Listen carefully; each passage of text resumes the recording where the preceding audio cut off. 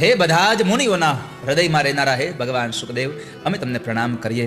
આ કથા નેમી શાળીના જંગલમાં સૂત નામના મહાપુરાણી 88,000 સોનકાદિક ઋષિ મુનિઓ સાથે બેઠા હતા. ત્યાં આગળ આ કથા ચાલતી હતી અને એમાં સૂત નામના મહાપુરાણીને નેમી શાળીમાં એ સોનકાદિક ઋષિ મુનિએ પ્રાર્થના કરીને કીધું, બાપજી, હે કરોડો સૂર્ય સમાન અજ્ઞાન ધ્વાંત વિધ્વંસ કોટિ સૂર્ય સમપ્રભ, હે મહારાજ, અમે તમને પ્રાર્થના કરીએ છીએ ગુરુદેવ, અમારી અંદર રહેલા અજ્ઞાનના અંધકારને મિટાવો આપના જ્ઞાનના અંજવાળાથી. અમે તમને પ્રાર્થના કરીએ છીએ, અમારા કાનમાં કંઈક એવું રસ રેડો ને કે જેને લઈને અમને શાંતિ મળે, અમને શાંતિનો અનુભવ થાય, એવું કંઈક કરો. શાંતિ મેળવવા શું કરવું જોઈએ? મેં કથા બહુ સાંભળી. આપણો અખો ભગત પણ કહે, કથા સાંભળી સાંભળી ફૂટ્યા કાન, તોય ન આવ્યું કોઈ દી બ્રહ્મ જ્ઞાન. અખો ભગત કહે, હવે કરવું કેમ? આટલી વાર સાંભળી તો હજી એમનું એમ. કથા સાંભળી ઊભા થાય એટલે બધું ખખેરિયા, આઈનું અહીંયા જ મૂકીને જવાનું.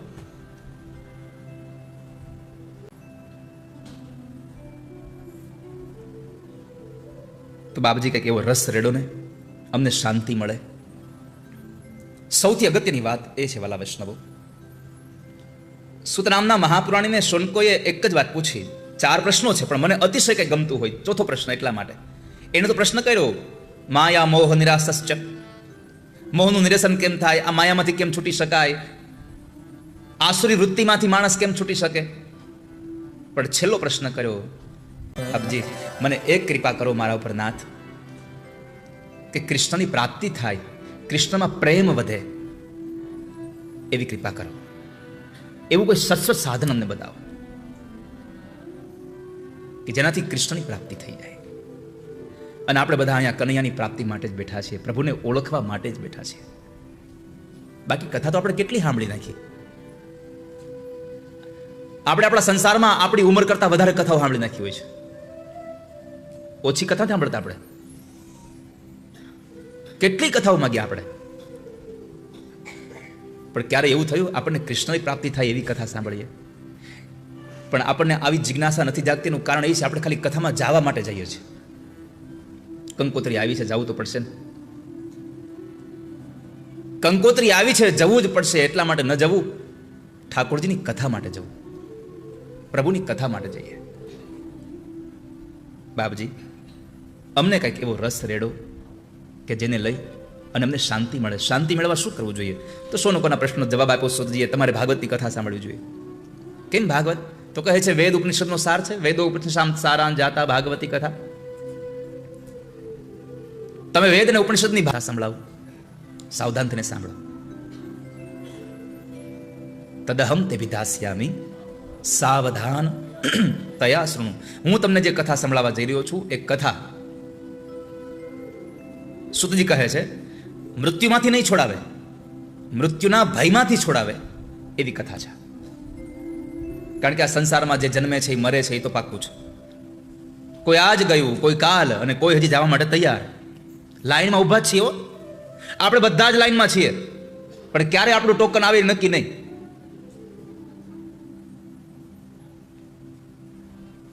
જ્યારે આપણું ટોકન ખુલશે ત્યારે ગમે ત્યાં છેલ્લે હશો તો પેલો વારો.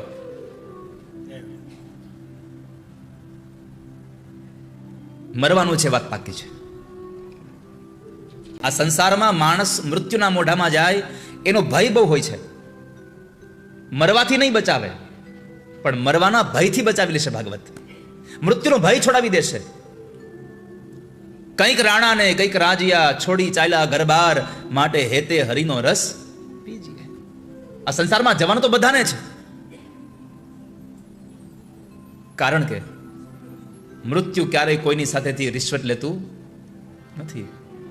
અને જો મૃત્યુ કોઈની પાસેથી રિશ્વત લેતું હોત તો આજે દુનિયામાં કોઈ ગરીબ જ ન હોત. આપણી ઘરે કોઈ યુવાનનું મૃત્યુ આવે તો આપણે પૈસા દીધી, લ્યો યમરાજ આ લેતા જાઓ. બાજુમાં ગરીબને ત્યાં જો એક બાપા બહુ પીડાય, એને લેતા જાઓ. અને તો એ નક્કી હતું કે જો આ યમરાજા રિશ્વત લેતા હોત તો એ પાડો લઈને આવત જ નહીં, તો નવી રોજ ગાડી જોડાવીને આવત, નવી કાર લઈને આવત. આપણી બધી જ ઓળખાણ, બધી સંપત્તિ બધી જગ્યાએ ચાલે, પણ એકમાત્ર મૃત્યુ પાસે ન ચાલે. કોઈ દિવસ આપણે કહેવાય ને ભાઈ અમે ફલાણા ભાઈને ઓળખીએ છીએ, રહેવા દો અમને આજનો દિવસ. ત્યાં વાયદોય ન મળે પાછો, ત્યાં મુદતય નહીં એવી કે ભાઈ આ 2 દિવસ પછી આવશું, ચાલો વાંધો નહીં, તરત જ. આ સંસારના વર્તમાન સમયના કોઈ મકાનમાં તમે ભાડે રહેતા હો તો મકાન માલિક તમને 2 મહિના 3 મહિના 5 મહિના અગાઉ કહી દે કે ભાઈ ખાલી કરી દેજો. આનો માલિક તો તરત જ હાલો. જીવ શાને ફરે છે ગુમાનમાં, તારે રેવું ભાડાના મકાનમાં. હો જીવ શાને ફરે છે ગુમાનમાં, તારે રેવું ભાડાના મકાનમાં. એ માને મારું મકાન કીધા રંગને રોગાન. માને મારું મકાન આ શરીરની વાત આલે જો. એ માને મારું મકાન કીધા રંગને રોગાન. માને મારું મકાન કીધા રંગને રોગાન. જાણે કાયમ લીધું છે વેચાણમાં, તારે રેવું ભાડાના મકાનમાં. હો જાણે કાયમ લીધું છે વેચાણમાં, તારે રેવું ભાડાના મકાનમાં. તારે કાયમ માટે ભાડાના મકાનમાં રહેવાનું છે, એટલે આને રંગરોગાન ન કરાવાય. જેવું હોય એવું વાપરા કરે. આપણે ભાડાના મકાનમાં કોઈ દી કલર કરાવ્યો ન કરાવીએ, કેમ કે ભાઈ તો મકાન માલિક ગમે ત્યારે ખાલી કરાવે. આ મકાનને પણ ભાડાનું જ મકાન સમજીને પછી બહુ રંગને રોગાન ન કરાવવા. જે છે એમાં એલા હાકા કરવું. પણ આપણે એને રોજ કાંઈકનું કંઈક શણગારતા જ રહી, કાંઈકનું કંઈક શણગારતા રહી, અને પછી મકાન માલિક આવીને કહે હાલો ભાઈ ખાલી કરો. અને જ્યારે કાળ આવીને તમારા કાનમાં કહેશે ત્યાં ચાલશે નહીં.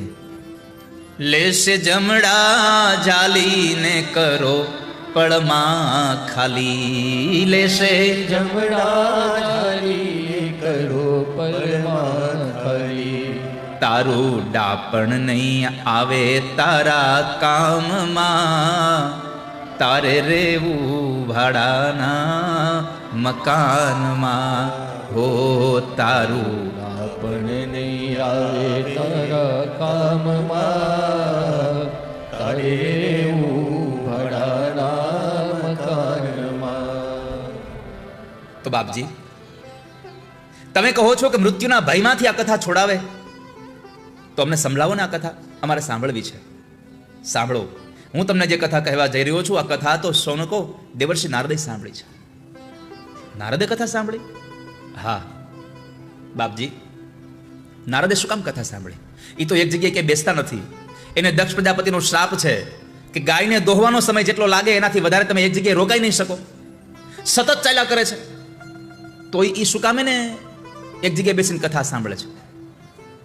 તો કહે છે એની એક કથા છે કે એક વખતના સમયે નારદ બદ્રી વિશાળ ક્ષેત્રમાં ચાલતા ચાલતા જતા હતા અને સનત કુમારો સામે મળ્યા. તો સનત કુમારોએ નારદને પૂછ્યું, કથમ બ્રહ્મ નદીન મુખ કુતશ્ચિંતાતુરો ભવાન. ત્વરિતં ગમ્યતે પુત્ર કુતશ્ચાગમનં તવ.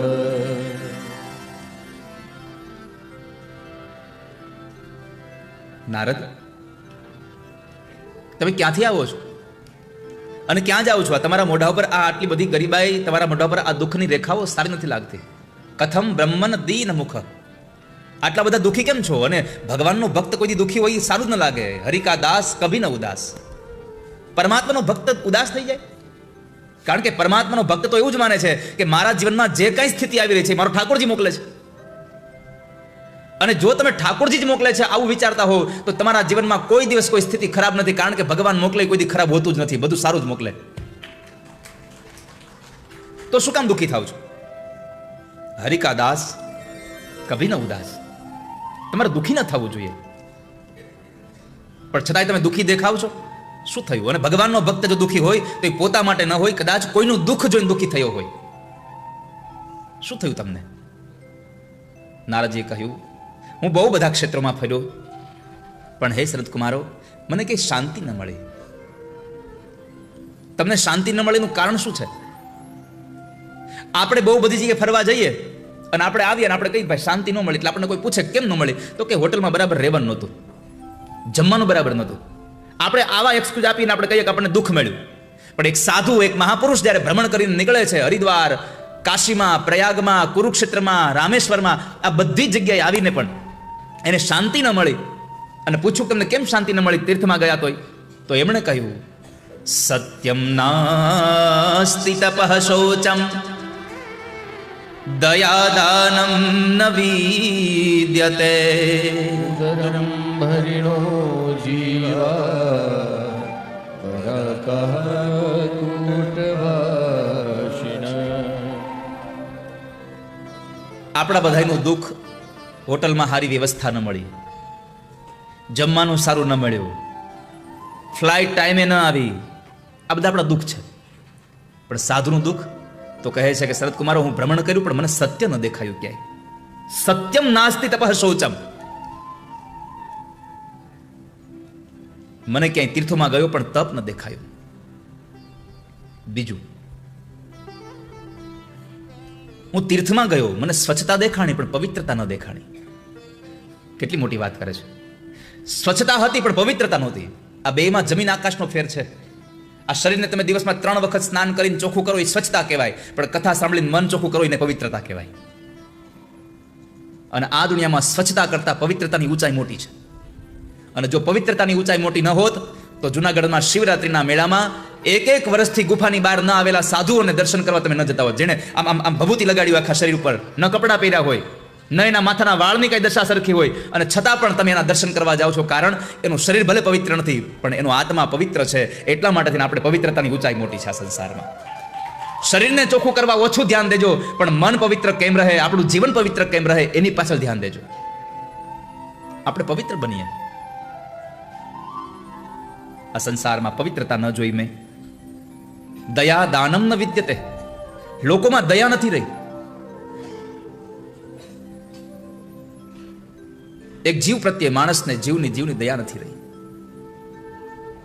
આપણે સમાજમાં જોઈએ છે, ક્યારેક તમે જુઓ, ખેતી માટે કામ આવે ઓલો બળદ, જ્યાં સુધી બળદ કામ આવે હોય ત્યાં સુધી ઘરે રાખે, પછી છોડી મૂકે. ગાય દૂધ દે ત્યાં સુધી ઘરના આંગણે બાંધે, પછી છોડી મૂકે. માણસને દયા વહી ગઈ છે.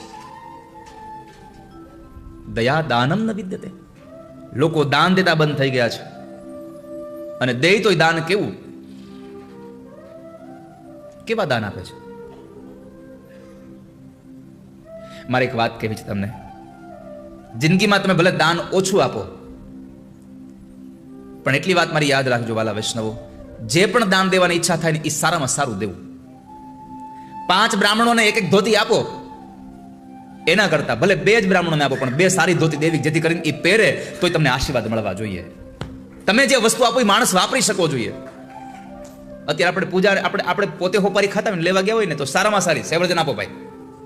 અને પૂજા માટે જો ઘરેથી પૂજા પાણી લખાવી હોય કે તમે સોપારી લઈ આવો, ત્યાં જઈને કઈ પૂજાની હોપારી આપજો. અને દુકાનદારી એટલી કમળ કાકડી જેવી હોપારી આપે. તો વિચાર તો કરો.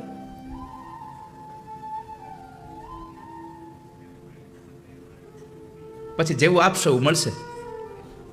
દુનિયાનો નિયમ છે, જેવું આપો એવું જ મળવાનું છે. આપણી જિંદગીનો એક સૌથી મોટો એક નિર્ણય હોવો જોઈએ કે હું જે કામ કરું એ બેસ્ટ હોવું જોઈએ. બસ જે કરું એ બેસ્ટ જ હોવું જોઈએ. ભલે હું નાનું કામ કરું પણ કામ મારું બેસ્ટ હોવું જોઈએ. રંગોળી મોટી ન પુરાય તો કાંઈ નહીં, ભલે નાની જ પુરાય પણ નાની પણ રંગોળી બેસ્ટ હોવી જોઈએ.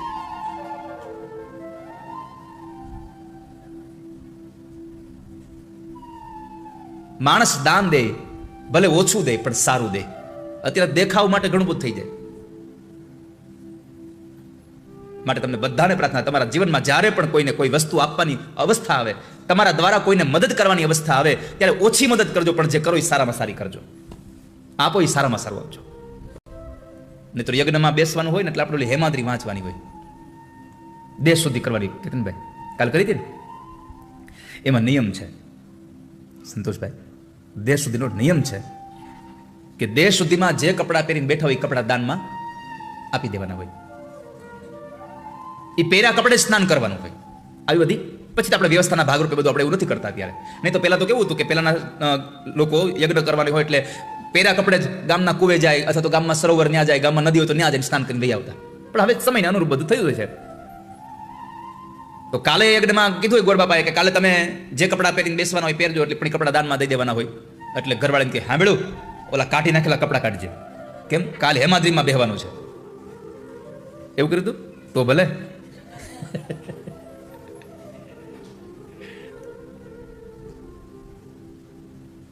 મારા એક્ઝામ્પલ સાથે તમને એટલા માટે યાદ કરાવવું છે કે તમારે તમારું નીકળી ગયેલું દાનમાં આપવાનું ના. ઘણા તો ઓલું ખેતરે કામ કરવામાં હાલે નહીં એવા કપડા દાનમાં આપવા છે. લ્યો અમે દાન આપી કપડા તમને. હવે જે વસ્તુ આપો એવી વસ્તુ આપો જેને આપ્યું છે એ પેટ ઠારીને પહેરી શકે, પેટ ઠારીને વાપરી શકે એવી વસ્તુ આપશો તો જ્યાં સુધી વાપરશે ત્યાં તમને આશીર્વાદ દેતો રહેશે એ માણસ કે તમારું સારું થાય, તમારું સારું થાય. દેવું છે તો બેસ્ટ આપો, દેખાવ માટે નહીં. અને દાન દેવાનો વારો આવે, તમારી કરબદ્ધ પ્રાર્થના છે તમારો જમણો હાથ દાન દે, તમારા ડાબા હાથને ખબર ન પડે દાન દઈ દેજો. કારણ નક્કી નથી હોતું આમાં. તો કર્ણ એક વખતના સમયે ભગવાનના નામની માળા જપતો હતો, માળા ફેરવતો હતો. એક ભૂદેવ આવ્યા અને દક્ષિણા માગી, પોતાના ગળામાંથી સોનાની માળા કાઢીને આમ કરીને આપી દી. ભૂદેવે કીધું મહારાજ દાન જમણા હાથે દેવાનું હોય, તમે ડાબા હાથે દાન દો છો. કર્ણે કીધું મહારાજ લઈ લો. કેમ? તો કહે છે મારા જમણા હાથમાં માળા છે, એ માળા મૂકીને હું જમણા હાથથી બીજી માળા કાઢીને આમ કરવા જાઉં તો મારો વિચાર બદલાય જાય, એના પહેલા ડાબા હાથથી દઈ દઉં. જ્યારે સારો વિચાર આવે ત્યારે દાન દઈ દેવું. કારણ કે અત્યારે માણસનો વિચાર બદલતા વાર નથી લાગતી.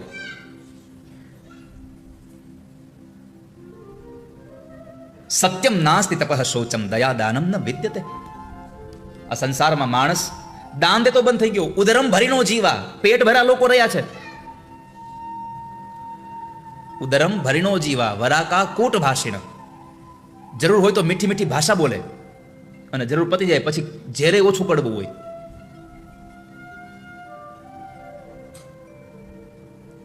કૂટ ભાષિણ શબ્દો બોલતા થયા છે માણસો. એકવાર એક મહેમાન આવ્યા હતા. મહેમાને કીધું હાલો જમવા બેસી જાઓ. તે મહેમાને ખીચામાંથી દવા કાઢી ઇન્સ્યોરન્સ લીધું. એટલે પૂછું આ શું છે? તો કે સુગર વધી ગઈ છે. તે અંદરથી જવાબ આવ્યો, આ લોહીમાં જ વધી એના કરતાં થોડીક જીભમાં વધી હોત તો સારું હતું. સુગર લોહીમાં વધે એના કરતાં જીભમાં વધારજો. એટલા મીઠા ભાષી બોલો કે તમારું કામ તમારે કરવાની બીજી કઈ ચિંતા જ ન રહે. તમારી વાત જ સામેવાળા માણસને તમારું કામ કરવા માટે પ્રેરણા આપી દે. ઘણાની જીભમાં એટલી બધી મીઠાશ હોય આપણને એમનેમ ડાયાબિટીસ કરી દે. એટલા મીઠા હોય. તમે જો નહીં બોલ્યા કરે, મીઠું મીઠું બોલ્યા કરે. કૂટ ભાષીન લોકો થયા છે, કટુ બોલતા થયા છે. સનત કુમારે પૂછ્યું નારદ થયું શું? મેં યમુનાના કિનારે એક લીલા જોઈ, એની કથા કહું તમને, સાવધાનથી સાંભળો. કલીના પ્રભાવની કથા નારદ સંત કુમારોને બદ્રી વિશાળ ક્ષેત્રમાં કહે છે કે હું અનેક ક્ષેત્રમાં ફરતા ફરતા વૃંદાવનમાં ગયો અને એ વૃંદાવનમાં જ્યારે ગયો ત્યારે વૃંદાવનમાં મેં એક દ્રશ્ય જોયું. સેંકડો સ્ત્રીઓ એક યુવાન સ્ત્રીને વીંજળો નાખી રહી છે, એની સેવા કરી રહી છે. પણ આશ્ચર્ય એ હતું કે આટલી સ્ત્રીઓ એની સેવા કરતી હતી તોય એ યુવાન સ્ત્રી રડતી હતી, દુઃખી હતી. આનો અર્થ થયો આ સંસારમાં આપણા સેવકો વધી જાય તો કે સુખ મળી જાય જરૂરી નથી. એક વાત યાદ રાખજો વાલા વૈષ્ણવો, આ દુનિયામાં સંસારમાં સુખ ક્યાંય પડ્યું હોય તો તમારા સ્વભાવમાં પડ્યું છે, તમારી વિચારધારામાં પડ્યું છે. બાકી સંસારમાં સુખ છે જ નહીં. એમ ગીતાજીમાં તો સંસાર દુઃખાલય કહ્યો છે. સંસારને દુઃખ કહ્યો, દુઃખાલય કહ્યો છે. હવે દુઃખના આ દરિયામાં તમે સુખનો તમે મોતી ગોતવા નીકળો, મળે? મેડિકલમાં ચા ભાખરી માંગો તો થોડો મળે ત્યાં, તો જે મળતું જ મળે. તો ભગવાન કૃષ્ણએ આ સંસારને દુઃખાલય કહ્યો છે, તો સુખ ક્યાંથી મળે?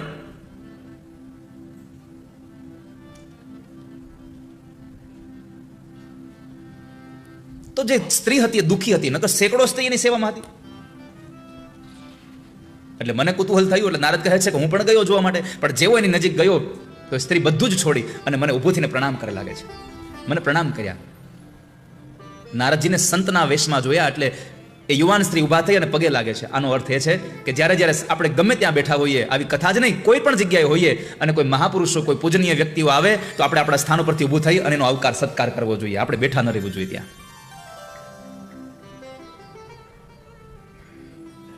પણ ઘણી વખત એવું થાય કે હું ઊભો થાવ તો એક અવસ્થા પહોંચાવે પછી ઊભું થવામાં અવસ્થા નડે. સંપત્તિ વધી જાય તો એ કોઈકને આદર સન્માન આપતા થોડુંક આપણને આમ અચકાટ થાય. પદ પ્રતિષ્ઠા મોટું થઈ જાય તો આપણને કોઈકને આદર અને ભાવ સત્કાર આપતા એમ આમ ખચવાટ થાય કે હું ઊભો થાવ તો કેવું લાગે. પોતે આવે ત્યારે બધા ઊભા ન થાય તો દુઃખ લાગે, અને કોઈ પૂજનીય વ્યક્તિ આવે જો પોતે ઊભો ન થાય તો એમાં એની આબરૂ વધે. પાછી મારી પ્રાર્થના છે તમને સૌને, અહીંયા જ નહીં કોઈ પણ જગ્યાએ તમે બેઠા હો અને કોઈ મહાપુરુષનો પ્રવેશ થાય તો તમારી જગ્યાએ ઊભા થશો, એમાં તમારી આબરૂ વધશે, તમારી ઘટશે નહીં. એમાં ઊભા થઈને સત્કાર કરો, એને આવકાર આપો, એને પ્રણામ કરો.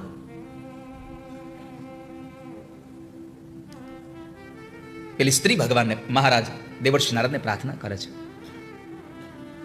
ભો ભો સાધો ક્ષણમ તિષ્ઠ મચ્ચિંતામપી નાશય દર્શનમ તવ લોકસ્ય સર્વથા ગહનમ પરમ. હે મહારાજ ઉભા રહો. ભો ભો સાધો ક્ષણમ તિષ્ઠ. ક્ષણમ તિષ્ઠનો અર્થ છે એક ક્ષણ માટે રોકાઈ જાઓ. કારણ મને એવું લાગે છે કે તમારા શબ્દોથી મને શાંતિ મળશે, અને સાધુની એક જ ક્ષણ તમને સુખમાં લઈ જવા માટે કાફી છે, અને દુર્જનની એક જ ક્ષણ તમને દુઃખમાં લઈ જવા માટે કાફી છે. સત્સંગ તમને સુખમાં લઈ જવા માટે કાફી છે, અને કુસંગ તમને દુઃખમાં લઈ જવા માટે કાફી છે. માટે આપ રોકાઈ જાઓ. સાધુ ઊભા રહ્યા. નારદે પૂછ્યું, તમે કોણ છો? મારું નામ ભક્તિ છે. નારદજીની આંખો ચમકી ગઈ કે નારદ, કે ભક્તિ તમારી આ દશા? શું થયું? આ કોણ? આ તમારા ખોળામાં બે વૃદ્ધ પુરુષો કોણ છે? આ બે મારા દીકરા છે, જ્ઞાન અને વૈરાગ્ય. આવી દશા કેમ થઈ? ભક્તિ કહે છે, દ્રવિડમાં ઉત્પન્ન થઈ, કર્ણાટકમાં મોટી થઈ, મહારાષ્ટ્રના અનેક પ્રાંતોમાં હું ચાલતા ચાલતા આવી. મહારાષ્ટ્રે ક્વચિન મહારાષ્ટ્રે ગુર્જરે જીર્ણતામ ગતા. ગુર્જરમાં આવીને હું જીર્ણ થઈ, હું વૃદ્ધ બની.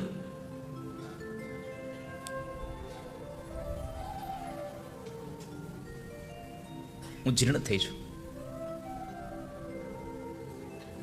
માટે પણ વૃંદાવનમાં આવી તો યમુનામાં સ્નાન કર્યું, મને મારું યૌવન મળ્યું, પણ મારા બે દીકરા જ્ઞાન અને વૈરાગ્ય વૃદ્ધના વૃદ્ધ રહ્યા છે. તમે જગાડો. જો તમે નહીં જગાડો તો ઇદમ સ્થાનમ પરિત્યજ્ય વિદેશમ ગમ્ય તે મયા. હું વિદેશમાં ચાલી જઈશ.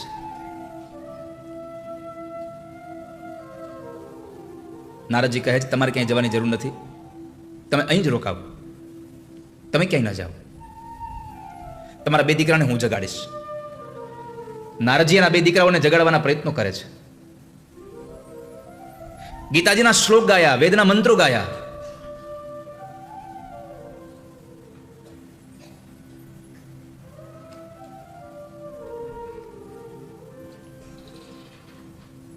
જ્ઞાન અને વૈરાગ્ય જાગે છે. આળસ મળી પાછા સુઈ ગયા.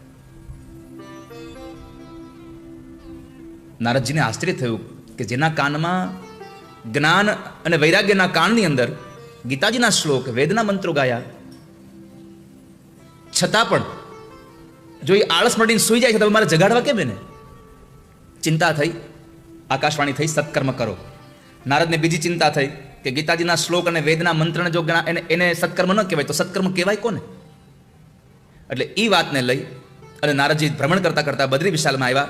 સનત કુમારોને પ્રશ્ન કર્યો કે હે સનત કુમારો, આ સંસારમાં જેના જ્ઞાન અને વૈરાગ્ય સુઈ ગયા હોય એને જાગૃત કરવા શું કરવું જોઈએ?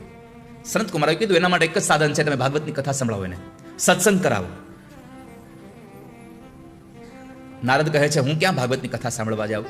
તમે જ મને સંભળાવો ને. અને ભાગવતની કથા તો ભાગ્યમાં હોય તો મળે. ભાગ્યો દયે ન બહુ જન્મ સમર્જિતે ન. ભાગ્યમાં હોય તો ભાગવત થાય. જન્માંતરે ભવેત પુણ્યમ તદા ભાગવતમ લભેત. કેટલાય જન્મ જન્માંતરના પુણ્ય હોય ત્યારે ભાગવત મળે, નકર ભાગવત ન મળે.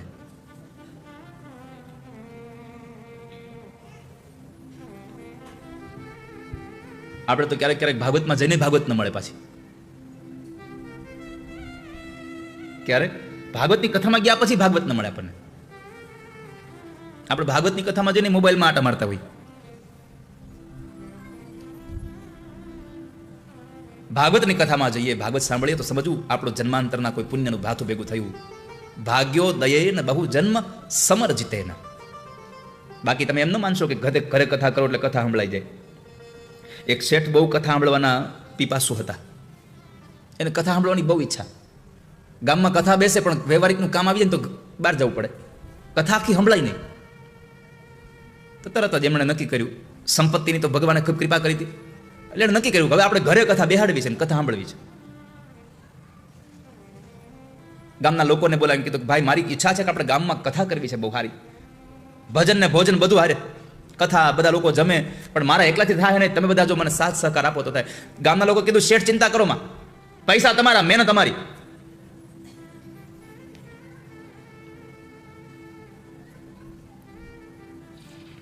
માતાજી બેસ જાઓ ને તમે, કથા છે, લગ્ન નથી, આ બેસ જાઓ બસ. આપ સૌને મારી પ્રાર્થના છે આજે, કથામાં આવીને એકવાર બેસો પછી ઊભા ન થશો. ઊભા થવાની જો તમારે બહુ આવશ્યકતા પડતી હોય પહેલેથી છેલ્લે જ બેસવું.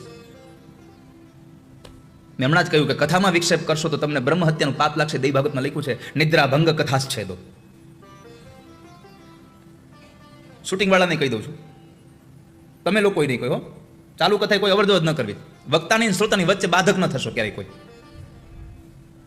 અને અહીંયા જે આ બધા તમે રેલિંગ મૂકી છે ને, એ આગળથી ગોઠવાઈ દેજો લાલા, એટલે કાલથી વચ્ચેથી કોઈ હાલીને જ ન આવે, બે સાઈડમાંથી હાલીને આવે, બેસી દવ્યા જાય.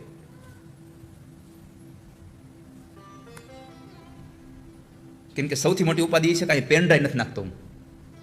પેન ડ્રાઈવ હોય તો એની જાતે વગડા કરે.